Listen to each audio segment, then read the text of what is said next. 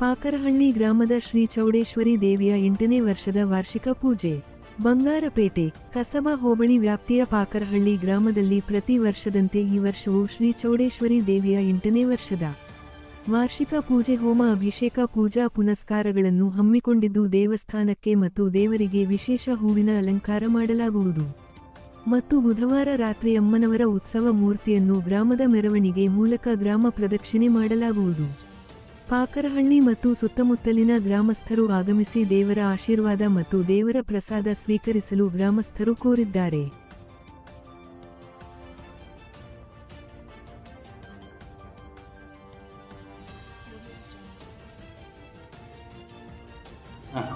ಪಾಕರಹಳ್ಳಿ ಗ್ರಾಮದ ಚೌಡೇಶ್ವರಿ ದೇವಾಲಯದ ವಾರ್ಷಿಕ ಪೂಜೆ ಈಗ ನಡೆಸಬೇಕು ಅಂತ ಈ ಸಮ್ಮುಖದಲ್ಲಿ ಎಲ್ಲರೂ ಮಾತಾಡಿ ನಿರ್ಣಯ ಮಾಡಿದ್ವಿ.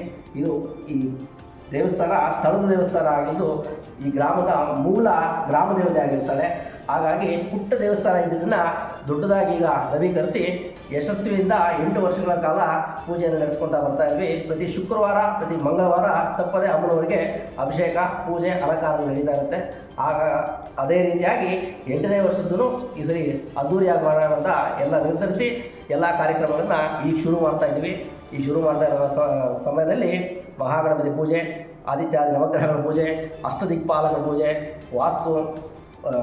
ವಾಸ್ತು ಪೂಜೆ, ದುರ್ಗಾದೇವಿಯ ಹೋಮ ಹವನಗಳನ್ನೆಲ್ಲ ಮಾಡಿ ಸಂಪೂರ್ಣವಾಗಿ ಸುಸ್ಥಿತಿಯಲ್ಲಿ ನಡೆಸಬೇಕಂತ ಎಲ್ಲರೂ ಅಂದ್ಕೊಂಡಿದ್ದೀವಿ.